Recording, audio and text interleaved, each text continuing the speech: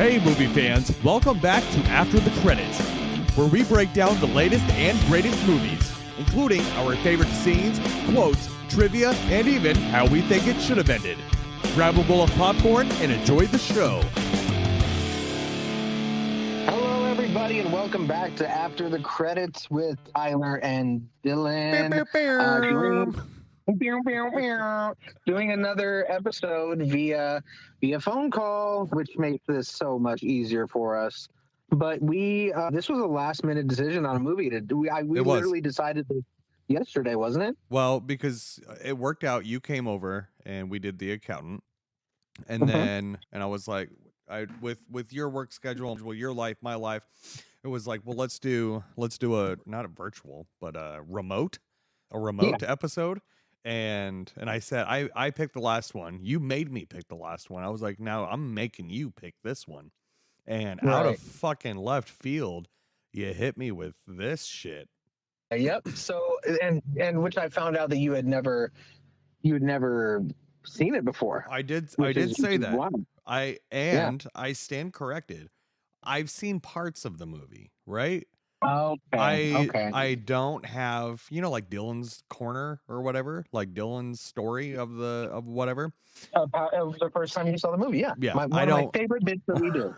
I don't have one for this. I mean, I remember I have some like vague, like fever dream-ish memories of like Chris Tucker in the movie. And yeah, that's really hard to forget. And goddamn Leeloo. Yeah, I remember parts of that as well. Right, for sure. So did we say what movie we're doing? I didn't even think we. Whoopsies. Yep. So last night you hit me up and we talked for a little bit and you're like, you need to pick one. And I was scrolling through some movies. And I'm like, hey, what genre do you want to do? Like, what haven't we done for a while? And we both kind of agreed that it was a comedy. While this one is a comedy, I think it also. There's a lot of different aspects to this that I don't want to link. The only solid genre I would link, like what movie is it? It's sci-fi, but it's The Fifth Element. It's a classic. The Fifth Element, classic. Right? The Fifth Element. Yep.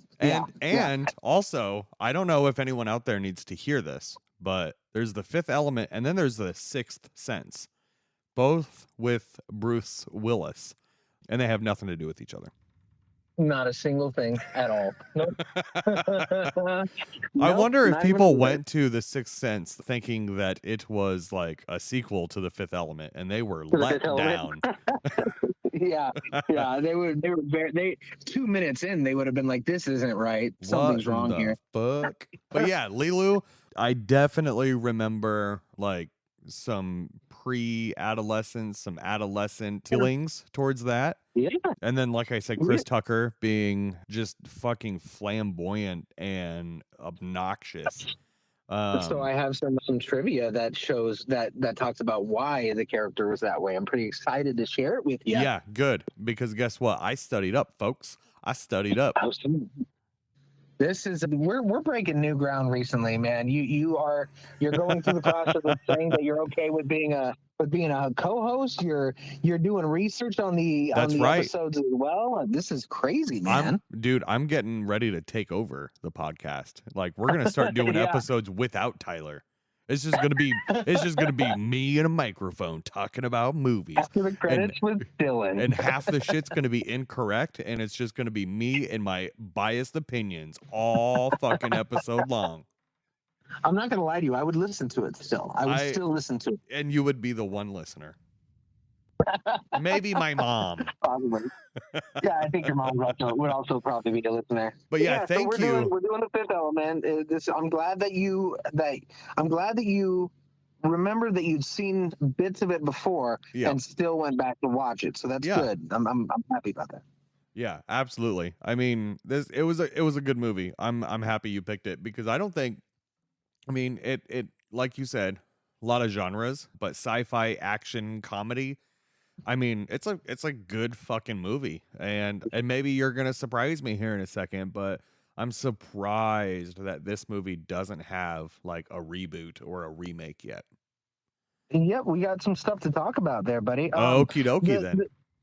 one of the main things, and before we really get into it, because it's going to be something that I bring up throughout this episode, but and I'm pretty vocal about this whenever I talk to anybody about movies, but I'm a huge fan of practical effects, meaning like Yep. I like when someone's wearing a mask. I like when there's latex on someone's face. I like when someone gets blown up and there's actual fire. I like physical. There is Uh, little CGI in this movie. yeah, there's some, but yeah, not very much, which is something that makes this movie to me timeless. And on top of that, the parts that are actually CG for the time that this came out are pretty fucking phenomenal. Absolutely. Movie came out in 1997. So Yep. how old were you and I? 7 years old. Yeah, and so I would have been 6. Yeah. And It's insane, man. I'm looking it up now. I'm slacking a little bit. But 1997, I mean, I don't know. I think about 1997 and I think we knew how to do CGI then. We knew how to do that. I mean, Did we though? Because like you gotta hit me with some movies because I gotta compare. Well, and now I'm falling short. because you're right. It was probably pre-heavy CGI. Well, how about I hit him with the release date and the box office while you pull up some movies that came out around this time? Yeah, let's do it. All right, cool. So, like you said, this movie came out in 1997, May 9th, to be exact, 1997. It had a budget of $75 million, and that's an estimated amount because this was released as somewhat of an independent film. It was shown at the I believe it's Cannes Film Festival, and then it kind of got a lot of traction there. But it grossed $63,820,180 in U.S. and Canada. Opening weekend only did just over 17 million, but gross worldwide it did really well with $263,920,180. So it made its money back. Well, yeah, it made its money back over and over. So it's good to know that it did really well, and it ended up. I mean, in my opinion, it kind of gained like a cult status because I don't remember, and I, to be fair, I was 7, but I don't remember much about this movie when it did come out. So, you know, I just remember watching it when I was a little bit younger, and kind of falling in love with it then, and I've honestly watched it pretty often ever since. But so that was the budget and release date. We've got the director here as, man, I am spacing, Luc Besson. Luc Besson, who I don't know much of what he's. Do what? He's French, right? French director, Besson. Is that it? Yeah, probably. I don't do accents very well, but yeah, I'm sure I'm sure that's what it is. He's done. So you're much better at it than I am. So he did. Let's see here. Well, you get that pulled up.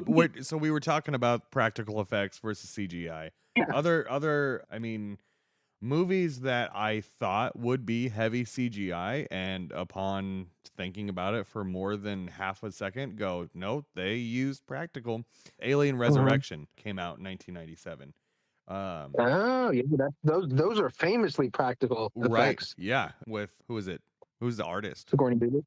Oh God. Is it Gigi Geiger Allen? Gigi Allen. Fuck, I can't remember. Yes. Yeah, something like that. But then Starship Troopers came out. That was pretty heavy CGI for parts of it, but also famously kind of shitty CGI too. But a lot of their practical effects were really fucking good in that. Other Event Horizon that came out. So Event Horizon was hardcore CG, and that's another horror sci-fi film as well. So that's another space one that was set with really heavy CGI, just because they did have quite a bit of practical stuff though. Right, and then also same year, 1997, was the first Men in Black, which also not very much CGI. A lot of that shit was practical. You're I mean, a lot of those aliens were animatronic costumes, right? But a lot of sci-fi-ish type movies, like comedy Rocket Man, that came out, and then one of my favorite movies as a kid growing up was The Cube.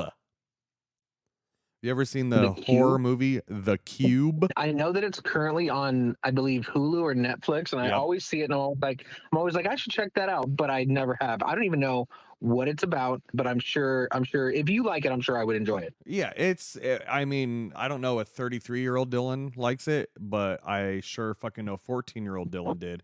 Because when I spent half that year when I was 13, 14, freshman in high school, I spent half the year in the hospital. And that's where I learned, like, oh, okay, so you got to look for this logo on the movie box. And I was like, Mom, when you go, and I was like laid up in a hospital, but I was like, Mom, you got to look for this logo. You find this logo on a movie and I'm gonna like it. And it was fucking Lionsgate is what it was. Lionsgate. It was between Lionsgate or what was the Twisted Pictures, I think was it was between those two. I For can't remember Saw. which one you Saw had exactly. yeah. But then some other honorable mentions that I wanted to throw out there. Honey, We Shrunk Ourselves came out. Jungle to Jungle with Tim Allen. And Jonathan Taylor. And then Chasing Amy came out, as well as Good Will Hunting came out 1997. It's a Best good picture winner. Good Will Hunting. Good year for fucking movies. Home Alone 3 came out. That's okay. The Borrowers. You remember the fucking Borrowers? Is that the animated one? The Borrower? No, that was the live action one with John Goodman. You know what? I've never seen The Borrowers. Oh, okay. Con Air also came out. And if you feel so inclined, you can head back and listen to the episode of After the Credits where we talk about Con Air. Yeah. I think that was before me. It might have been the last one that we did before I joined. Came and took over, before you took over my hosting duties and all the research that I do. The only reason I know I wasn't a part of that was because I would have said, "Give me the bunny." A lot. I would have said that for an hour straight. Yep. We talk about that pretty extensively. the whole "give me the bunny" line. Fuck. But yeah, those are movies. 1997 came out. So this director Besson, what else did he do? So he did the Taken. He was the writer of the Taken film. Yep. Yeah. So he wrote those, which those are they're fun. They're fun. They are what they are. They're fun. The Transporter, Lucy. Did you ever see Lucy with Scarlett Johansson? Scarlett Johansson. He wrote that as well. Wow. Okay. Yeah. So I mean, he's done some different. He's not sticking to one genre, which is cool. But I mean, he's done some the Transporter movies. He did the Transporter movies and as well. He was a writer and director. And Transporter originally was a comic book, if I remember. Was it? And that's why the little bit that I know for like trivia and whatnot is that the director Besson really into like sci-fi type comic books. And a lot of the inspiration between this was from comic books. And and spoiler alert if you're going to say it ahead of time, but this movie, they were sued because of certain aspects were taken from comic books, and they went to court and it got washed out because it wasn't enough to be copied from. But Korben Dallas being like a futuristic cab driver, that was taken. That whole premise was taken from a comic book, and Besson, the director writer, he took that idea and just like fully fledged it out a little bit. Like what would this like futuristic cab driver be like? What would his day to day be like? And merged into The Fifth Element. Wow, that's awesome! I didn't know that. That's fantastic. That is a good bit of trivia that I didn't know. That's really cool. I should have waited, but it felt fitting. But now you talk. Yeah. Well, what I'll do is I'll go through the storyline because you talked about the characters a little bit and like some of the character like their occupations and stuff. So I think the storyline would be a good fit. It's a little bit longer one, but it really because it's fucking stacked. Yeah, well, no, the storyline. Oh, the storyline. Sorry, I thought we were talking about cast. Yeah, the storyline. Well, the storyline is longer, and the cast list is longer too. But we'll get to the cast after the storyline. So, in the 23rd century, the universe is threatened by evil. The only hope for mankind is the fifth element, which comes to Earth every 5,000 years to protect. Yep, to protect humans with stones of the four elements: fire, water, earth, and air. A Mondoshawan spacecraft is bringing the fifth element back to Earth, but it is destroyed by the evil Mangalores. However, a team of scientists use the DNA of the remains of one of the fifth elements to rebuild the perfect being called Leeloo. Uh, Mila Jovovich's character. I love she was so good in this film. But she escapes from the laboratory and stumbles upon a taxi driver and former elite commando Major Korben Dallas, who helps her escape from the police. Leeloo tells him that he must meet Father Vito Cornelius to accomplish their mission, basically going through, getting the stones to be able to defeat the evil and the greedy Jean-Baptiste Emmanuel Zorg, who is also played by the fucking fantastic, oh my God, Jeff why am I drawing Gary his name? Oldman? Gary Oldman, yes, yep.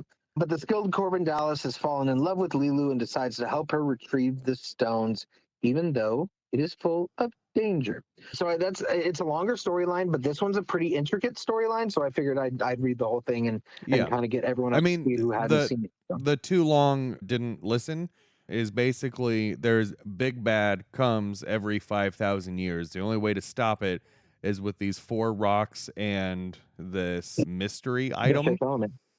What's that?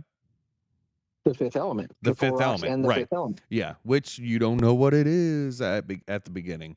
And ex-military guy is the one. He's the at the wrong place at the wrong time, and it's up to him. And then there's the big bad, which is the every 5,000 years, but then has a proxy bad guy, which would be Gary Oldman's guy.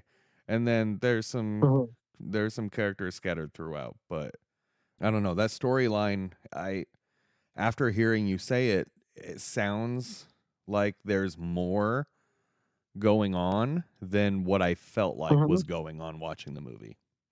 And that's why I wanted to do the longer storyline, is because there is a lot going on in it. It's not I mean, at its absolute base, it is hey, bad is coming, we need help saving the world. Like that right. Is at its absolute minimum. That's what it is. But there's a lot that goes into play. There's a lot of notes on religion. There's a lot of notes on on war, on whether or not the human race and Earth is even worth saving because of how and I think how horrible it's become. And I think the reason, and this will be our segue into the cast and the characters, is I think the reason the storyline felt underwhelming while watching it doesn't so much anymore. Like you just kind of justified it for me, but the reason the story felt underwhelming was because we have all of these cool fucking characters that I connected with, that I really fucking liked, and I wanted more of it.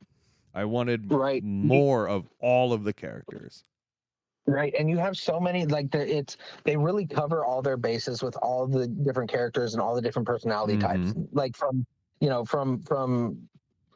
honestly, it's hard to go through and talk about it, but I mean, Leeloo and Korben are pretty polar opposite beings.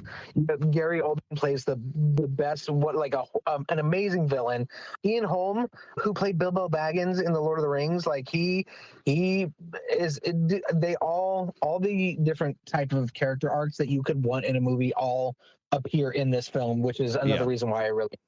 But speaking of cast, let's talk about all the people that are in this movie, because there's a lot of really good fucking actors in this movie. So Bruce Willis obviously plays Korben Dallas. It was kind of, I don't want to say emotional, but it was kind of sad watching him play this in his youth with all the health stuff that's going on with him right now. So it was really cool to see him in his prime in this, because this is, I mean, I don't remember when, oh my goodness, Die Hard. I don't remember when Die Hard came out, but this is around that time when he was in his prime.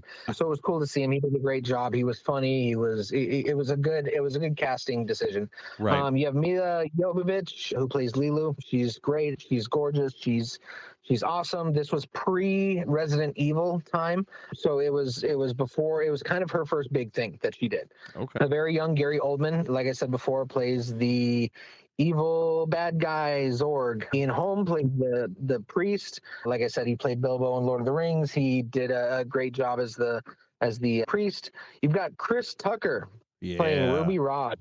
That was, man, that's, I've never seen him play a role or a character like this before. So that was interesting. I mean, we've seen him be Um, loud and obnoxious before. I mean, that's kind of yeah, like but his I mean, this is typecast in like Rush Hour, you know. fair enough. But I think I mean, especially in this movie, in The Fifth Element, we he's so flamboyant.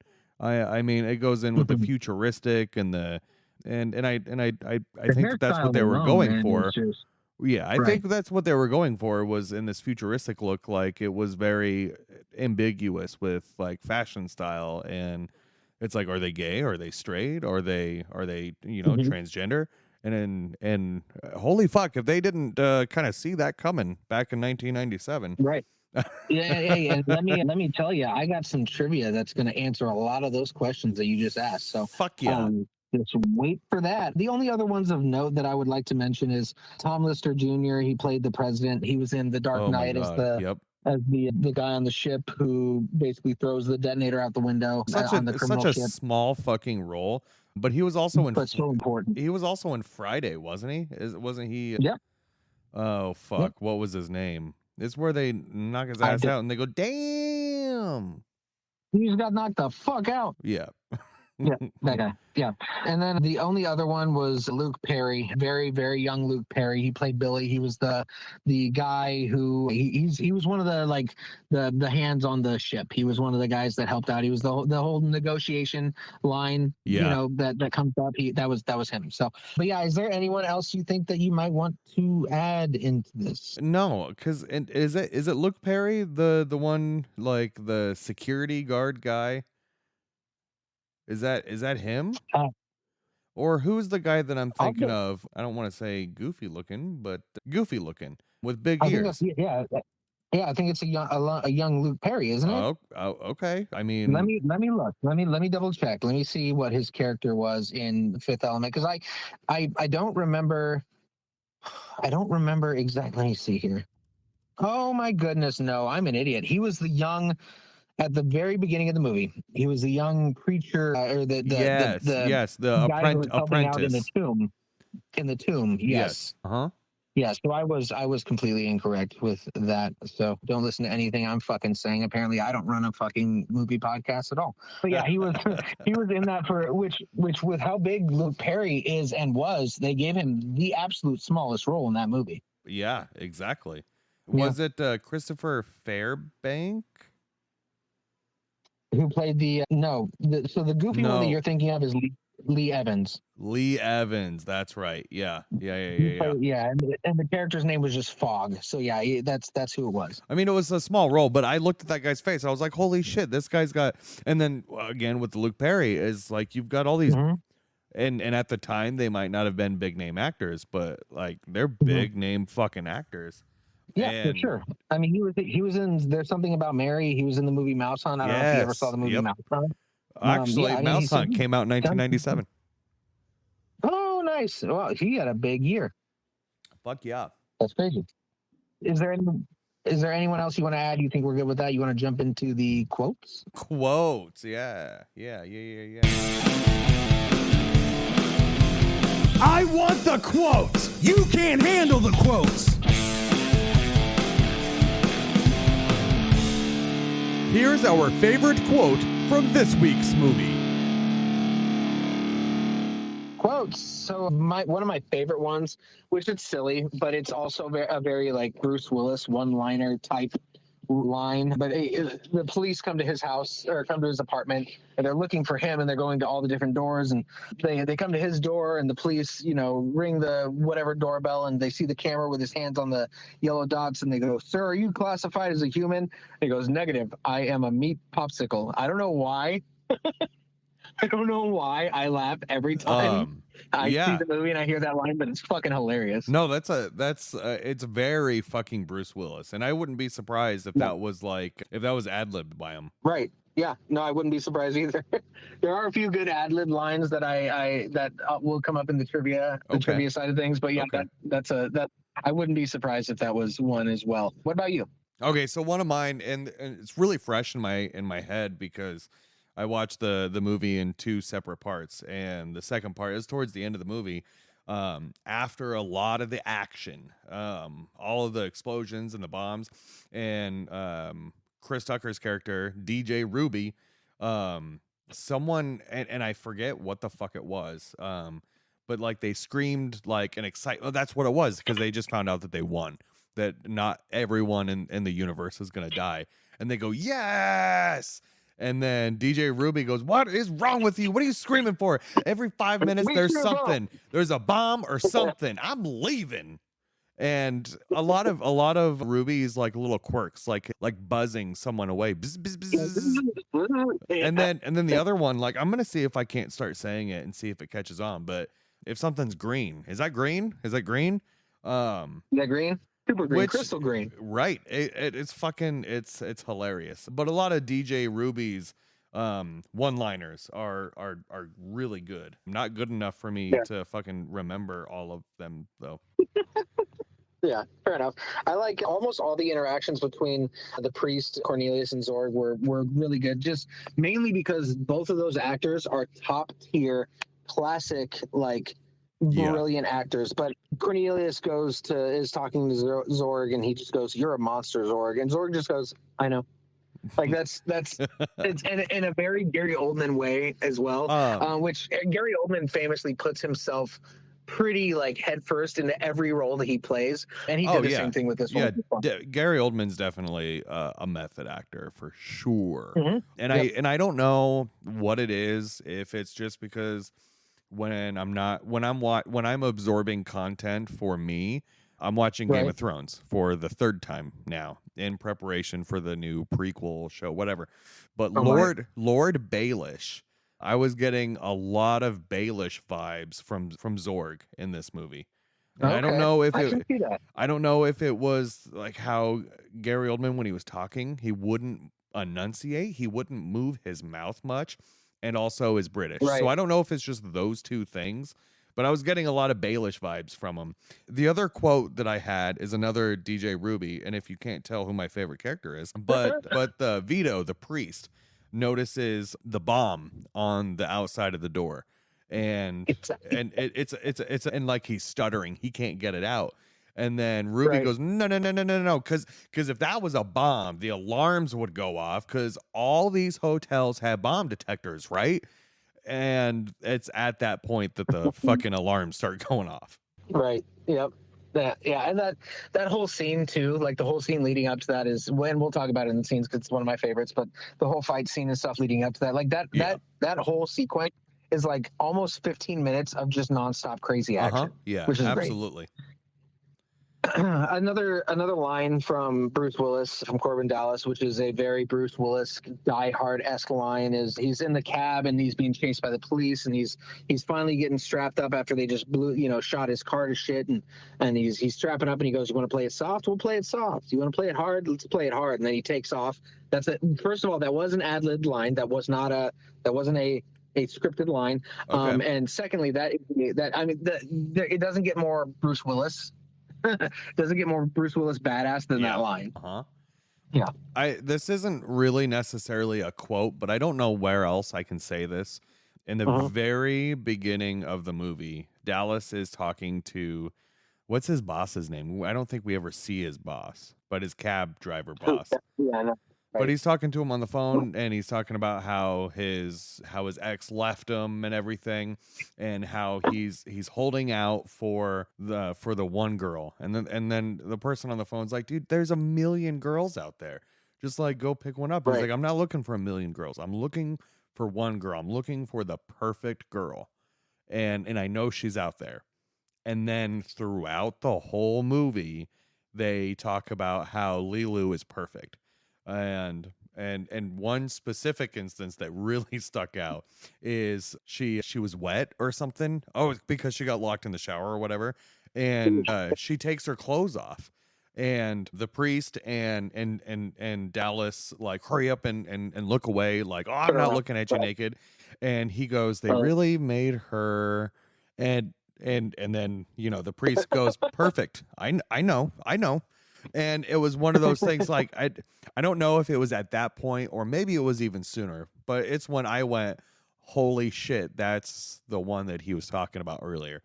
It was when they said that I went, holy shit, that's the perfect one. That's the one that he was holding out for. Right. Exactly. Yeah. No. Those lines and stuff that kind of come back there's a bit of like ominous foreshadowing with that, with how, you know, it kind of ends with him, you know, finally telling someone that he loves them, and you know how he convinces her to see that, you know, the world is worth saving because of love. You know, it's a bit of ominous foreshadowing. It's great. But yeah, that's a good part, and it's a good quote too. My last one that I have that I wanted to bring up, it's a little bit longer, but it's from Zorg. If you don't know who my favorite character is, that's right. But he just gave all those guns to Aknot and his Mangalores, and he goes, I hate warriors, too narrow-minded. I'll tell you what I do like though, a killer.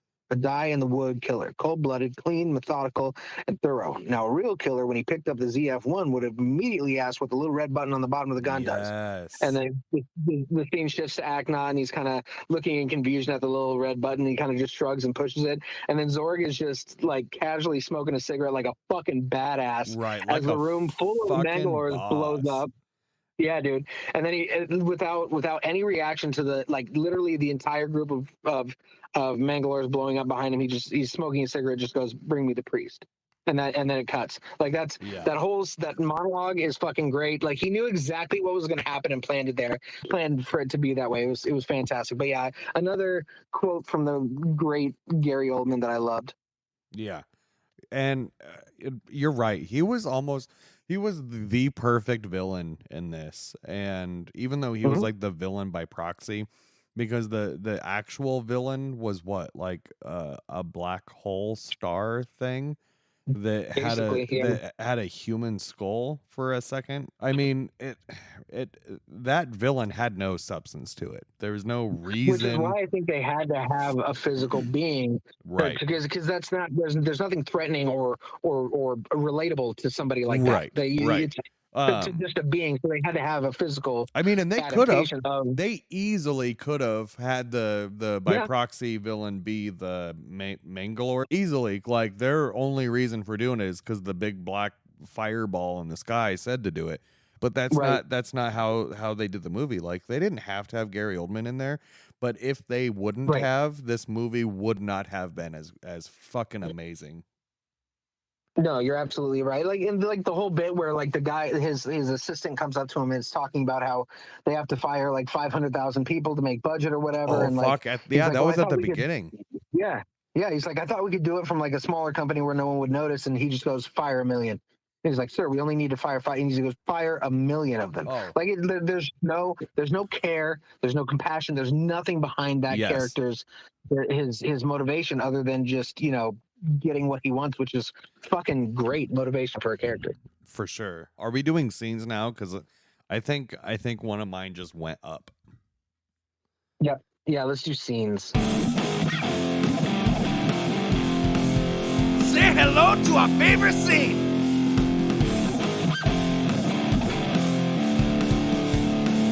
And now, our favorite scene.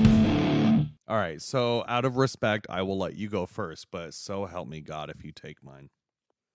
Dude, there's a lot of them. There's a lot of really, really good fucking scenes. One of my favorites, okay, so my top one, because of how it was done and because of the practicality of it, was the opera scene.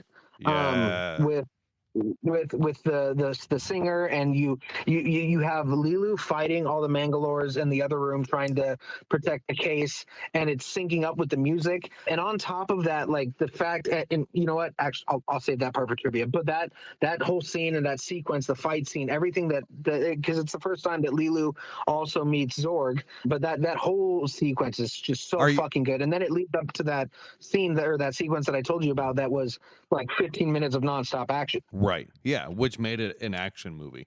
Yeah. Real quick, and I'll be sly about it, but I just want to know, because I want to know, is the trivia going to be based on Bruce Willis's reaction? Part of it, yes. Okay. All right, cool. So God damn one you. of I need you my to stop doing fucking research on Hey, these. this is Okay. what happened because I really liked this movie. I wanted to know if there was a comic book that this was based off of because I Uh-huh. wanted to get it. And so I like just researched The Fifth Element and I started absorbing it because that's how much No, I don't think there is a comic book. Oh. But that I mean if that tells you how much I like the movie, I wanted Mhm. to research it.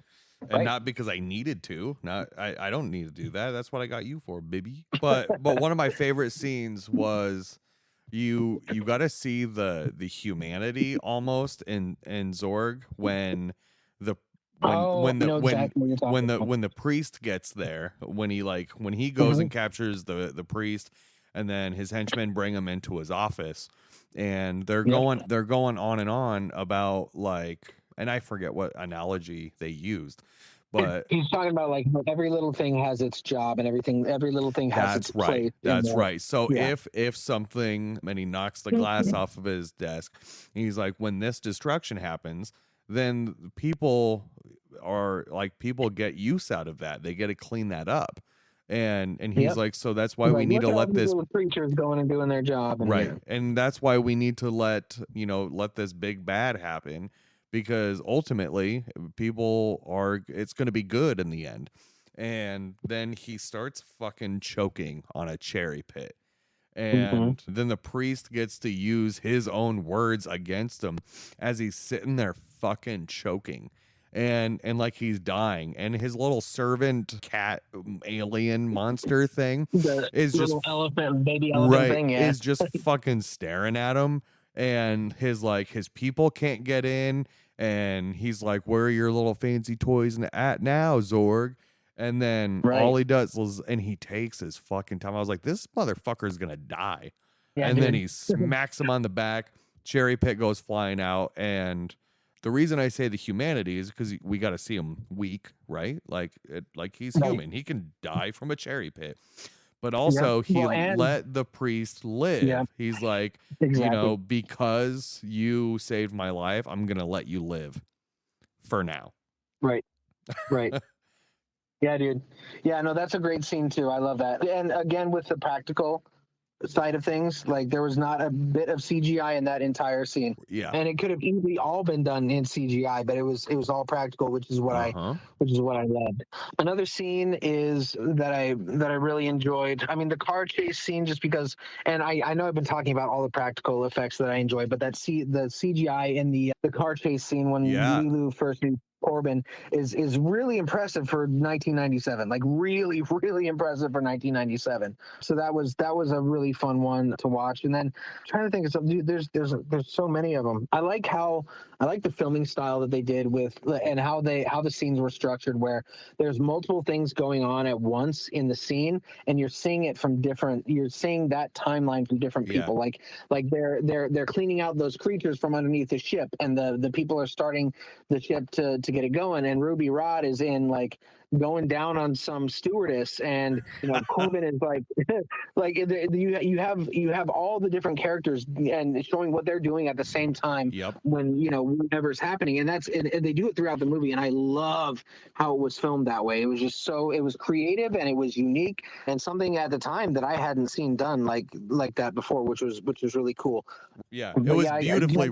It was it was very beautifully written. And in these two instances, I don't think that they're like full scenes, but they're like what you just mentioned, like they're part of a bigger scene. One of my favorite parts is he changed his Dallas. He changed the name tag on his apartment because he knew that the cops were coming. So the cops went to his neighbors, his apartment neighbors, and Yeah. he knew that his neighbor was fucking crazy and told him to like put your hands on the yellow dots. And Dallas did it. Dallas was obeying the law, doing what he was told. Yep. And then his neighbor, which had that apartment number, he was batshit crazy. So they fucking knocked his ass out. And when they said that, put your hands on the dots, I don't know why it stuck with me. But then fast forward and they're going through alien customs or whatever. They're at the airport-ish thing. Yeah. And the one guy was trying to be like the 5th different fucking Dallas to get the plane ticket. Right. And I saw those 2 yellow dots on like the window, and I went, that's what those yellow dots are for. And I went, it's gonna happen. Right. It's gonna fucking happen. And then it fucking happened. It's just some Yep. cute little foreshadowing, I suppose. Well, it's also an interesting way to show what a futuristic like police society is like. Like it's all done Yeah. by robots. There's nothing done by actual. I mean, there are occasionally, you know, the car chases and shit that are done by actual cops, but it's all like automated and stuff. You know, Right. in the future, it's the automated version, like way of telling someone to get down on the ground and put your hands behind your back. Right. It's put your hands on the dots, and you know, Which I mean, the first half hour we see a lot of cops in there, the new Federation, like New York City cops. Right. And that whole first cop scene was really good too. When I mean, you've got Dallas, who's the cab driver, and like they take away your credits for poor driving. Like if you get into an accident, they take away your credits. And he's only got 5 credits left, and he's like, blah blah blah, I don't give a fuck, let's just come on, let's get on with the day. And then Leeloo crashes into his cab, and he has that whole like, fuck, should I save her, should I not, I shouldn't, I only have 5 credits, I can't afford this. Right. And ultimately fucking gets her. And then the cut scene is there's 2 other cops who are at a fucking McDonald's drive-through. Yeah. And then they get bumped into or whatever from the cop chase. And that whole scene, I was like, holy fuck, like 300 years into the future, there's still fucking McDonald's. And then they crash into a McDonald's fucking, a futuristic like semi, right? Like something hauling fucking McDonald's. I was like, wow, is this movie like a bunch of like buns and hamburgers fall down, and yeah, this movie is sponsored by McDonald's apparently. Yeah, no shit. It might have been, dude. I would not be surprised if there was like Korben Dallas fucking action figures that were given out at McDonald's back in the day. But yeah, no, that's and I really, man, I like sci-fi films, but I like sci-fi films that go in a different, like Dune, for instance, like the Dune movies. Yep. Like they take the futuristic side of things and they make it where it's not so damn generic. So it's not just flying cars, it's not just robots and stuff like that. Like they put a twist on this to where it is the future, but it's also like the same grimy, gross New York City. Like you've got the street vendors who drive their like floating boats up to your window to give you food and stuff. Yes. Like it still had a very New York City feel where it's 300 and however many odd years in the future, and you know, wasn't nearly as recognizable, but still you got the feeling like, oh, this is dirty ass New York City in the air, basically. And Dylan's trivia: McDonald's provided a generous sponsorship to the film in order to get a prominent visual product placement, according to fifth-element.fandom.com, which is wiki, so it might not be true. I mean, I'll take it. It does not surprise me. It would not surprise me at all. I mean, because 97 was, I mean, McDonald's has always been big, but like the 90s was like, McDonald's was like a household name. That was like, people were going to McDonald's, like families were going to McDonald's like once, sometimes twice a week in the 90s. Like that was their go-to cheap place to go out and eat. So that would not surprise me at all. Yeah. So yeah, do you have any other scenes that you would like to discuss? There's just so many of them. The fight scene, the negotiation scene where Korben just walks out and shoots the Mangalore like right between the eyes. That was, and that's just part of, like, that was the ending of the scene, I feel like. But he's asking the one guy that we couldn't remember his name, and I can't remember his name now. Not Luke Perry. Yeah. Like, hey, like, you're in charge. Like, you've done this negotiation? He's like, no, well, I'll let you do this one. And he walks out there like he's gonna negotiate, like, hey, I'm here to negotiate, and then bam, shoots him right between the fucking eyeballs. And that was, I would say, probably the most Bruce Willis that we saw in the movie. I mean, it was I mean, that, less than 10 seconds was all Bruce Willis. Bad ass motherfucker. Dude, 100%. And because it wasn't just him walking out and shooting him in the head, it was like he shows up, he takes control of absolutely everything. He's like, how many are there? And he's like, I don't know. And then he looks over, he counts them, and then looks back over, shoots like 4 or 5 of them, and then lowers the count of how many there are based on where they're standing, and then just walks out and punches them right in the head. Yeah, no, Do you want to? dude, he was in Bruce Willis form in this movie. Do you want to know what I said right when that happened? I want to know so bad. So and it was so quick, and no one was around to see it, but it was fuck. I giggle just thinking about it. Is like, I'm here to negotiate, bam, and I just immediately, yippee-ki-yay, motherfucker. Oh man, yeah. No, and that is what happened. That's that scene. That is exactly what that was. Yeah, perfect. The only other part that I wanted to bring up is just because we didn't talk about Mila Jovovich as much, but Well, sorry, I didn't want my pants to get tight. Jeez. Yeah, you're not wrong. I don't disagree with you at all. But Korben, being Korben, like, has her on the couch and he goes to like kiss her, and she like wakes up and pulls the gun on him and puts it like next to her head, and basically ends up telling him, you know, like, never without my permission, like not without my permission. But yeah, like that scene was great, and she did such, because like this was a fully made up language that she was speaking that she had to learn. So it was like.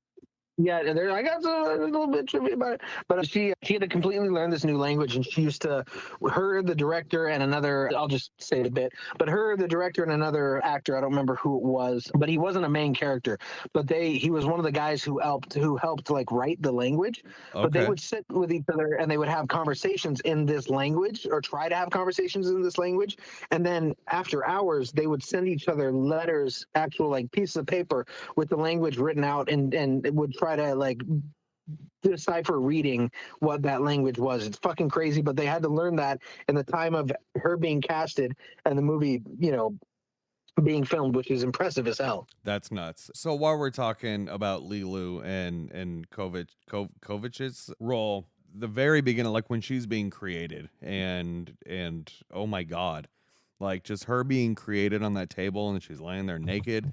And then they do like the it's like medical bandages, like they like go to like strap her down, but it's like bandages, kind of medical grade. Yeah, I don't know, that outfit, which I mean it's iconic at this point. Like you see it at anyone doing cosplay, like big cons and shit like that. You'll see that outfit. You see the Leeloo every time. She's got a little badge that says multipass on it, and she's got that whole white strap outfit on. That's okay. That's another quote that I really liked, or a scene. The whole bit with multipass. It's multipass. Yep. He's like, yeah, honey. She knows multipass. Yep, we know. So good. Yeah. Any other scenes that you would like to discuss, or should we jump into the fucking trivia? I would prefer if we did the fucking trivia.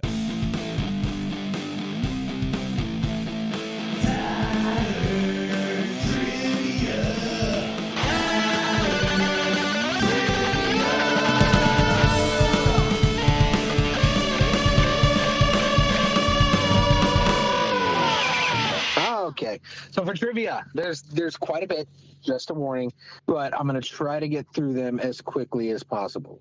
So at the time, it was the most expensive movie ever produced outside of Hollywood. Most expensive production in Gaumont. You do the French name. The director? Yeah. Besson? Yeah, Besson. Yeah, Besson. In Besson's history, at $80 million US dollars, the visual effects budget of the movie was the highest of its time as well. That's nuts. Yeah, it's pretty cool. The flying traffic created by the visual effects team at Digital Domain allowed artists to create personalized license plates. Though never visible in the movie, the state slogan printed on the license plates reads, "New York, the fuck you state." That's that's hilarious. Yeah, I'm bummed that I can't go back and see it on the actual license plate, but yeah, that's funny as hell. Wait, why can't you go back? Because it says that it's never shown. It's never visible in the movie. Oh, okay. All right. Yep. So when the president tells Father Vito Cornelius that he has 20 seconds to state his point, Vito talks for and explains the whole situation in exactly 20 seconds. So they got it down to an actual exact 20 seconds for him to explain that, which is kind of cool. That's fucking nuts that people do that. And I kind of get why they do it, because like when Gary Oldman, when Zorg was choking on the cherry pit we were talking about, I would be lying if I said I wasn't like holding my breath to see like, oh, is this realistic? Is it, how real is this? Yeah. I say as there's like a fly through McDonald's. Dude, there's a few parts in this movie that had me like when they're at the end when he has the match, the one soul match. I find myself watching it and holding my breath as well, because I'm like, if I breathe, it's gonna blow. Like I don't know why, but like I'm holding my breath as well. It's human nature. It's the sign of a good movie. Yeah, absolutely. So Diva, and I'm gonna butcher this name, oh my god. Plavaguna. It's the diva that sings the opera. Okay. It's so the trivia that I talked about previously was that one, that is an actual vocal performance, and it is also the same person who plays the actual character who sings the vocal performance. It's also most famously known as being one of, if not the most difficult opera vocal performances, because of its length, its soaring arpeggios, and the high F above a high C, which is apparently, I'm not going to pretend to know what that means, but apparently that's really fucking difficult to do. So this is something I had to look up, because when I was watching, I went, that's not possible. Like these, right. it is inhuman. And I needed to know, like I was like, this fucking bullshit. And they did audio edit it. It's still her singing, but they like overdubbed it, because there's no human way to go from one note, like from that low to the what did you say it was, a C sharp? There's no way to jump that much. A human cannot do that. Obviously an alien can. But that's how they did that. Well, that makes me sad. I'm sorry. I just thought there was somebody who was phenomenally talented as a vocalist. Damn, that breaks my heart. I'm sorry. So I don't want to be that guy that edited it. Start over. So it was her that sang it. They just edited it to have that right. drastic like, change. Yeah, they did one track doing it one way, and then they added another track and then kind of like dubbed over herself to make it to where she could do that. I'm sorry. I don't want to be the guy that like ruins like wrestling for you, you know? I hate that. I mean, it makes sense, because there's parts of it that sound like, I'm like, that sounds like a video game. Like that does not sound real. So that, I mean, it makes sense. It just makes me sad. They do it so fucking well though. Like I mean, they do. They did it so well that I was like, there's no fucking way. Who sang this? And that's why I looked shit up about this movie, you know? Right, for sure. And to go with that part, the wonder on Bruce Willis's face when the diva sings is real. It was the first time he heard the actual vocals done, and the first time that he saw the person in full makeup. That was one of the things that I read, and like all of what we just talked about right there was pretty much what I was Googling and looking up about the movie. I see.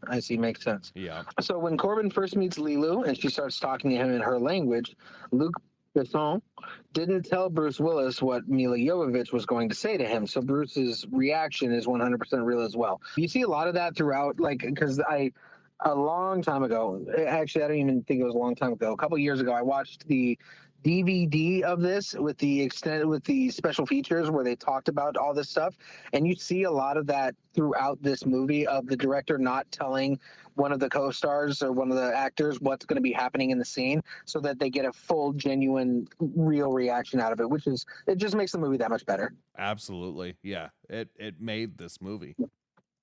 Right, for sure.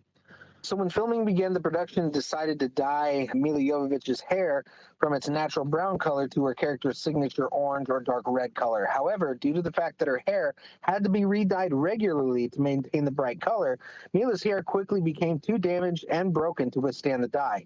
Eventually, a wig was created to match the color and style of Leeloo's hair and was used for the remainder of the production.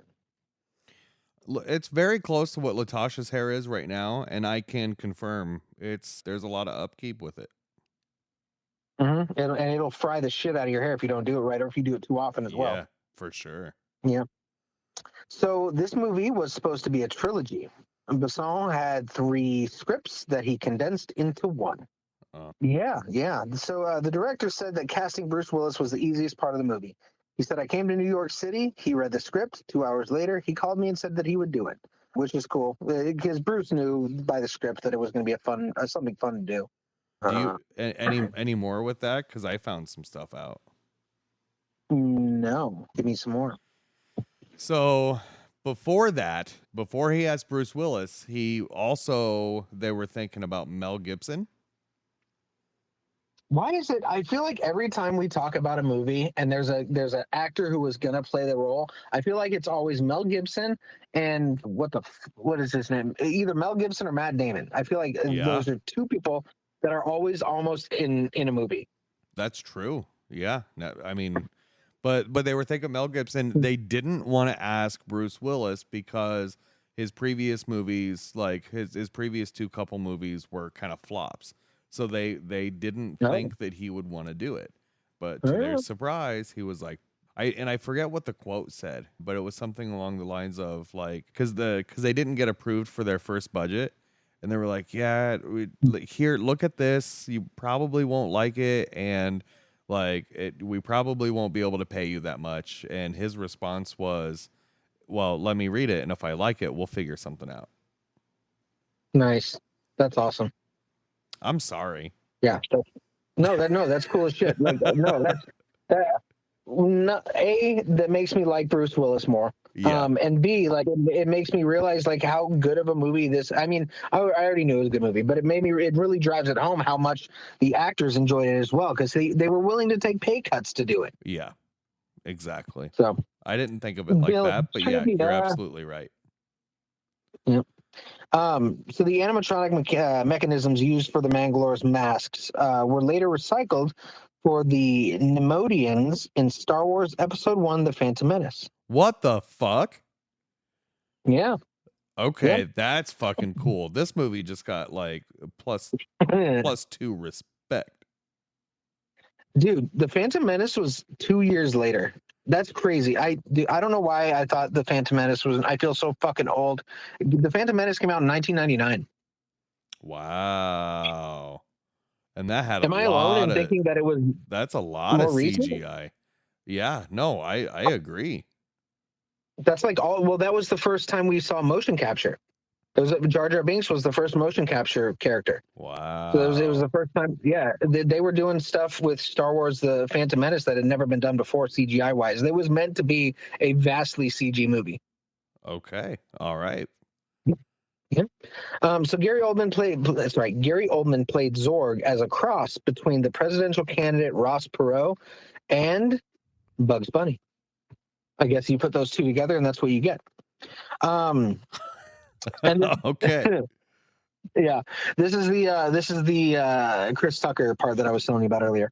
According to the Ultimate Edition DVD, Prince and Michael Jackson were sources of inspiration for the part of Ruby Rhod, and both were even considered for the role, with Prince being the first choice. He reportedly declined as he found the costumes too outlandish for Prince. What the fuck? And Chris Tucker ended up getting the part instead. Tucker claimed that the secrecy around the script was so high that he didn't even know how the character was supposed to be played. But the outlandish costumes actually helped him get into character, and as a result, many of the reactions of the other actors to his performance were 100% genuine. Does that answer any of your questions? It raises more, because I was under the assumption that Prince was going to have a role but couldn't due to scheduling conflicts with being on tour. Yeah, I mean, from what I had read, it was due to the outlandish costumes, but I'm sure him having a tour is going to take precedence over being in the movie. Yeah. And it wasn't like a day a thing he could come and film in like 2 days or a week. Yeah. Like Tucker ended up playing a pretty large role in the movie. One, it's not like I can like call up fucking Prince right now, you know. And ask him. Yeah. Give me a sec. I'll give him a call. Give me a minute. Appreciate that. Yeah. So Bruce Willis spoke favorably of this movie in 1990 in a 1999 interview, concluding it was a real fun movie to make. Chris Tucker and Mia Jovovich also spoke favorably of their experiences with making this movie and working with Luc Besson. In interviews on the Ultimate Edition DVD, Mia Jovovich describes the director as the first really amazing director I'd ever worked with. Also, you have Gary Oldman saying that this was one of his favorite movies that he's ever done. That the visual effects were phenomenal. The evil of his character was done perfectly, and he also said, I didn't put this in here, but I'm remembering reading the review that he wrote about this. But he said that the humor was also something along the lines of it being a laugh riot every time that there was a joke told. So literally all the actors that were in this movie, actors and actresses, loved being in this movie and really, really found the movie favorable. So that's cool. That's always fun to hear. Yeah. And I feel like you can see it too. It shows. What was the because I know Kevin Smith, like of Silent Bob fame, Kevin Smith. Mm-hmm. Worked on a movie with Bruce Willis. Was it Cop Out? And yeah, it was. And it did not go well. No, like Bruce famously, Willis, Bruce Willis was not a fun guy to work with, apparently. And so you would think that, I mean, given that knowledge, you would think that he would hate Chris Tucker. But I mean, there was that dynamic there. Like, he's straight and narrow, quiet, reserved, manly man, and Chris Tucker is outlandish, flamboyant, obnoxious. And they had that dynamic, but you could tell that they were having fun with that dynamic. Right. And it showed on screen that there was it's hard to say that there was a mutual respect, because there's not something like that that's really shown, because Chris Tucker kind of plays the dummy, dummy rich, pampered celebrity. Yes. But I mean, there is like a bit of a relationship between the two of them, to where Korben feels like he's got to protect him, and it shows on screen. But yeah, I've heard about that with Kevin Smith, and I think that's something that happened later on in Bruce Willis's career when he was a little bit more established and older. Because I've heard of him on previous sets when he's younger being an absolute gentleman and like a good person to work with, but then when he got older, apparently it turned out to be just an absolute nightmare to work with him. Right. And maybe I don't know, maybe it's just the fact that like he's reached a point in his career or a point in his life where he's like, I don't have time for this bullshit. Like, let's just fucking do the work. Like, I get that. I get it. Right. So I got two more. How many women did Mila Jovovich beat out for this role? 200. Higher, significantly. Bullshit. Okay, how many? Are you ready? 200 was my guess. Yeah, Mila Jovovich beat out over 3,000 women who auditioned for the role of Leeloo. Holy fuck. Can you imagine doing 3,000 casting calls? Absolutely not. Dude. Yeah, so she beat out over 3,000 women who auditioned for the role of Leeloo, won it, and it was the correct casting. Yeah. Yeah. For sure. So the last one that I wanted... Sorry, go ahead. No, you go. What's the last one? No, you said, did she... What were you going to say? I want to hear what you were going to say. What were you going to say? I have to cut this out because I don't remember. Oh, shit. Okay. So the last one I have is the director has recently expressed his interest in making a sequel to the film. The only thing that is going to be a bummer is that Bruce Willis will not be able to be in it. Right. But if they took it in a different direction, I would not mind watching a similar type movie done by this director if the directing style and cinematography was done in a similar way, because it's a lot of fun. Yeah, and I don't know how you could make. I mean, I could see how you could break this up into 3 movies, but I Right. don't know how you can make this into a sequel, just because the whole premise of The Fifth Element is something that only happens every, what did they say? 5,000 years. Every 5,000 years. Right. Yeah. Yeah. So I mean, they could do it with a completely new cast of characters 5,000 years from now, or from then. Yeah. Yeah, that's a thing. Which was already set in a futuristic Right. setting. Yeah. So it would have to be 5,000 years past the already futuristic setting. That's true. Now, what do you think about this? Like how it should proceed, move forward? Instead of that, what if it were just a complete remake or a reboot? Just like with today's technology. I mean, you have fucking Tom Hardy instead of Bruce Willis or something along those lines. Oh God, how fucking great would that be? It'd be really great. So here's my qualms with it, is because of what the film industry is doing now, and because of how outspoken I was about this movie, is I know that it would be like 100% CG, and it would fucking break my heart. Oh, for sure, it would be 100 CG. But I think they could do it. I don't know. I feel like they could do it well, right? No. Yeah, no. I mean, I'm not saying I would. I like, without a doubt, I would be like, yeah, I'm gonna go see this. Like, I've got to see this for sure. But it wouldn't live up to the original. I feel you. I would say it would be really difficult for it to even touch the original. Very difficult. Yeah. I would like to see this movie be like reboot, remade. I don't think you can. I'm trying to think how you could finish upon what they've already done. I don't see a good way of doing it. What I would like to see is a complete reboot, refresh, make it into 3 parts. I want to dive into these characters even more. I want a DJ Ruby. Like I want to see more of his events. Like, as far as we know, this is the only thing he's done.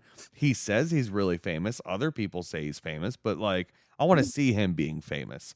I mean, so real quick, rapid fire, real quick. Who would you cast in the prominent roles? We'll say DJ, or we'll say Dallas, Leeloo, Zorg, and Ruby Rod. Oh fuck. Okay. I said Tom Hardy because I was thinking, like, who's an actor today that can do action and work with comedy, and I think Tom Hardy's got it. I think Tom Hardy could do the Bruce Willis Dallas role. So you say Tom Hardy for that. Let me raise you with Chris Evans, Captain America. Yeah, I think that would work. I haven't seen too many things that Chris Evans been in that's like a serious-ish action role. I guess, or maybe not serious, but like more gritty. Like, this is more gritty, I feel like, than what I've seen. Yeah, that's true. And that's the only reason I defaulted to fucking Tom Hardy, is because I've seen him do some dirty stuff. Yeah, man, the Revenant. Fuck. Right. And then I don't know, for Ruby, I'm trying to think, like, who is a very obnoxious actor right now. I think Ezra Miller could do it. Yeah. We've seen him be a goofy, flamboyant type character in Fantastic Beasts. He shows acting capabilities, and then obviously The Flash. Right. I'm trying to think, and then like for Leeloo, no idea. Megan Fox, I don't fucking know. Let's hear you. So I think I'm going Chris Evans for for Korben Dallas. I think that'd be a good fit. I think the humor's there along the sides of him being able to be a fucking badass. I think that's part of it. I think that Neil Patrick Harris would be fucking perfect as Ruby Rod. Neil Patrick Tell Harris. me yeah. Is that just because he's gay? No, because I've seen him play pretty outlandish. I mean, I've seen him play pretty outlandish characters, but I feel like he would fit that really goofy. Okay, like, what about this? Neil Patrick Harris as Zorg. Ooh, because he has acting chops. Because Neil Patrick Harris does have like really good acting chops. And wasn't Neil Patrick Harris at one point rumored to be like a Riddler in something? He was. And I don't know. I could see that Zorg, Riddler. That's what I pick. I stole yours. I raised you one. Okay. And I could be on par with that as well. I could be okay with that.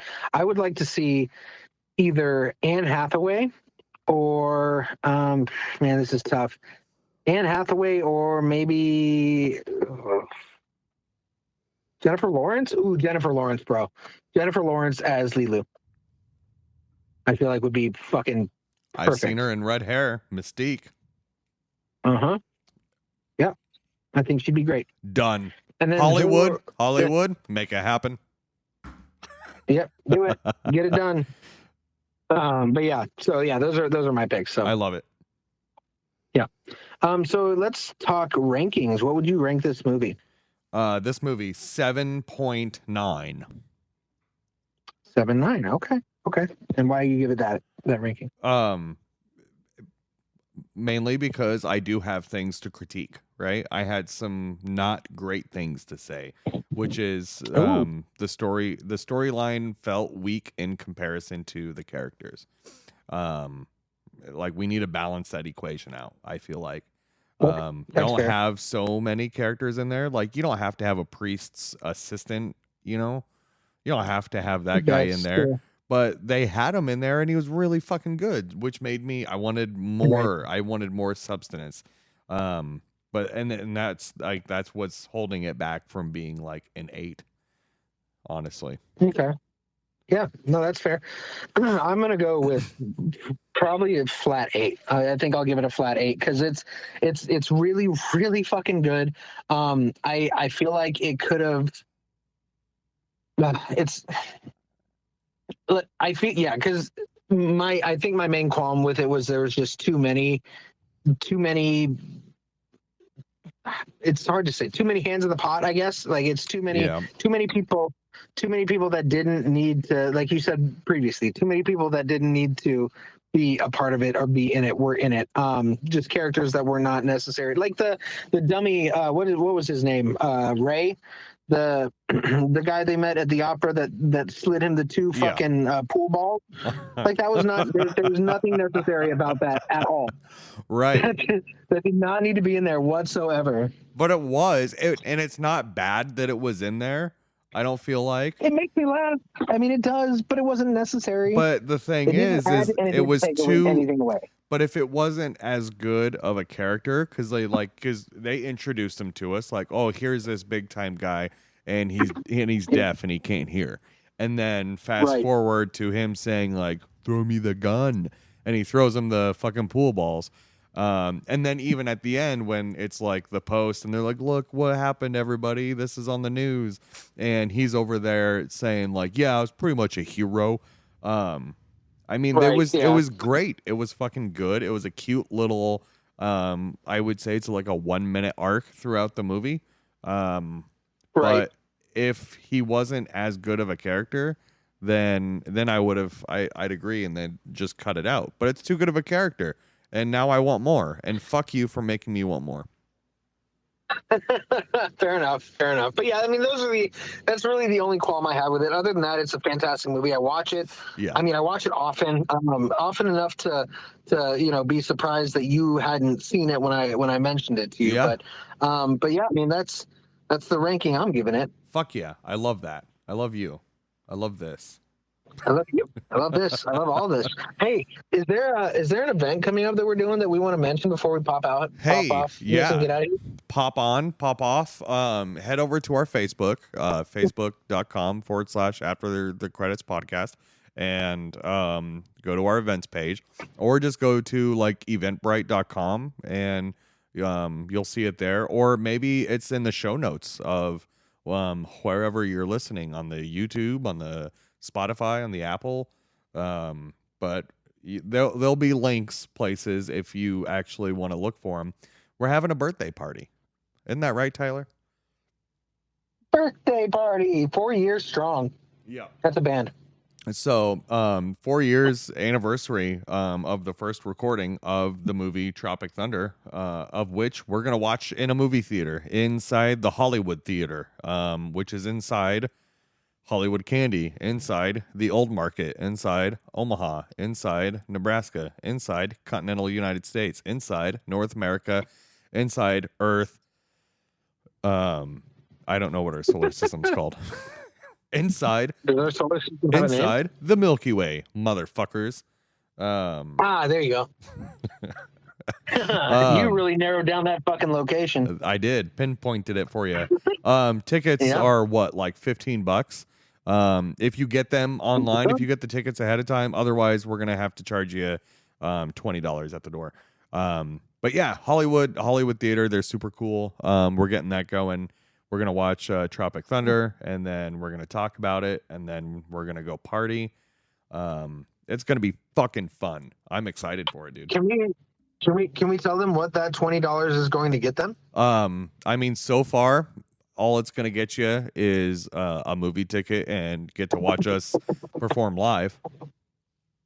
And be a part of one of the episodes, and to party with us afterwards. Yeah, exactly. But there's a possibility there might be some more stuff added to it. We'll see. But yeah, keep an eye open. Keep an ear to the ground. Is that what they say? Keep an ear to the ground. Keep an eye open to the ground. Yeah, keep your eyes to the ground and get pink eye, motherfucker. Keep your eyes to your ear and your foot to your mouth or whatever. Keep an eye out, man. If you have any questions, hit us up. But yeah, keep an eye out for that event when it comes up. When tickets go on sale, make sure to grab one, grab 2, grab 10. Bring your whole family. Don't bring your children unless that's your thing, because it's a movie that is not. Yeah, when I was building the event page, that was one of the things I put, just because people were asking me the last event at the Malvern Manor, like, is this all ages? And it's like, technically I'm not gonna like ID people, so yeah, it's all ages. But parental discretion is highly fucking advised, because one, I'm not gonna not say fuck because I like saying fuck. And two, if you've seen the movie Tropic Thunder, I wouldn't want my children to watch it, and I don't know if that's saying something, but yeah, if Dylan won't have his kids watch it, you probably shouldn't be watching it as an adult, if I'm being honest. But. Probably, yeah. I mean, it's going to bring out conversations that I love to have. I just don't want to have it with my children. Yep, fair enough. But yeah, check that out. It's going to be a lot of fun. Even if you're not a fan of the movie, you can always meet up with us or catch up with us afterwards when we're hopping around in downtown Omaha at a few bars. But it's going to be a fucking blast, and I can't wait to do it. Yeah, and it's coming up soon too, May 25th, folks. That's when it's happening. Saturday, May 25th. It's after the credits birthday party. Yeah, keep an eye out. Get a ticket. Join us. Have fun. Talk to the people who went to the Malvern Manor. Ask them how our events go, and you'll know that it's going to be an absolute blast. Fucking for sure, dude. Yep. So yeah, I think that's it for this one, right? Yeah, I ain't got nothing else. Until the next time. All right. Thanks everyone for listening. Okay, love you. Bye. Love you. Bye.